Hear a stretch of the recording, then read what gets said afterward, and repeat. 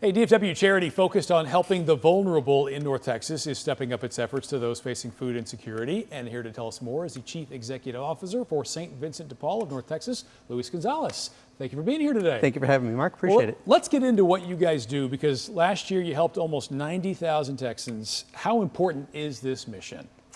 It's everything that we are all about. We are all about trying to come together as a community of friends and volunteers to provide compassion, hope, and collaboration for our neighbors that are in need. So we can't always guarantee that we're going to help them in what their needs are, but we do guarantee that we'll be there for them and try to at least be able to listen and give them a little bit of hope.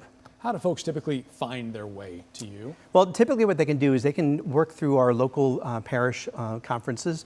It's kind of like the local chapters, if you would, for St. Vincent de Paul. They could also come to us on our website, and then there's a lot of clinic partners and other partners that we have throughout the DFW area that can refer people to us. I know you guys have a focus on helping seniors, and I think it is far too often that collectively we kind of forget about the needs of some of our older folks. What are some of the things they tell you they need the most help with? Well, you know, so many of our seniors are on a fixed income, as you can imagine. And as it turns out, single moms and the elderly are the two population segments that we deal with the most. And so oftentimes what they're coming to with us is just any kind of basic needs that they have, whether it's for food, rent, utility. A lot of times too, because they're not technology savvy, sometimes they just need help in understanding where they can go for assistance. So we try to provide that to them. You mentioned the tech savvy aspect. I mean, it's easy again to forget that as the rest of us are moving forward online, for folks that can't pull that off, it's almost like they get left behind a bit. And have access to some of those resources. I'm sure it's so meaningful and beneficial. You've got Wednesdays, Pan Day. Is that what we call it? That's correct. That's correct. And this is a monthly activity. Yep. And what happens on Pan Day? So on Pan Day at our St. Vincent Center down in Lancaster, it's a partnership with North Texas Food Bank. It's so Pan is People in Nutrition. They provide food that's really specifically for seniors, that's beneficial for their health. And so the cars will line up for picking up their food. And while they're waiting, we go out and we talk to them, we meet with them, we give them donations that we've received. For Father's Day, for example, we gave a bunch of the senior men razors.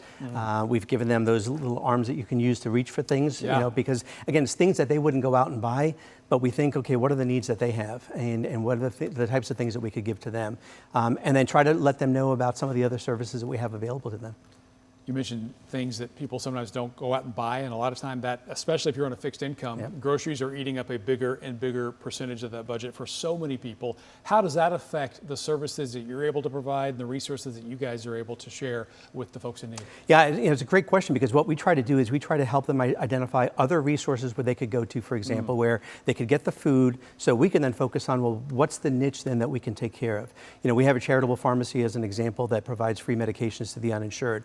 So that's an area where if that's a need that they have, we can try and address that through our pharmacy program, which is unique to Texas. And really, again, try to look to other nonprofits that we could connect them to, make the connection for them, and then take care of them with the things that are unique to us. You and I were talking before the interview began about your career before you started working with this organization, and you talked about how fulfilling it was. What is it about what you guys do that you wish more people knew and saw? You know, I would invite people just to consider what it's like in order to be able to just give. You know, there's so much that we can do for individuals that we think it's such a huge mountain to have to climb, but it really isn't. You know, funny enough, this morning going into the office, there was a homeless individual at the side of the corner, and it was just a moment just to be able to chat with him. I gave him a couple of things that I had in my car, and turns out I got to know him. His name is John. He's got a dog over there named Trouble, and just spending a few moments with them. You know, I drove away smiling. He waved at me, and it made all the difference in the world for him, because I treated him like a human being. There's nothing more gratifying than just being able to do that for individuals. It really is just such a blessing. Well, thank you for sharing your story with us today, and I hope folks are able to look you up and find ways to get involved as well and help some more people here in North Texas. Well, thank you very much, Mark. Appreciate it.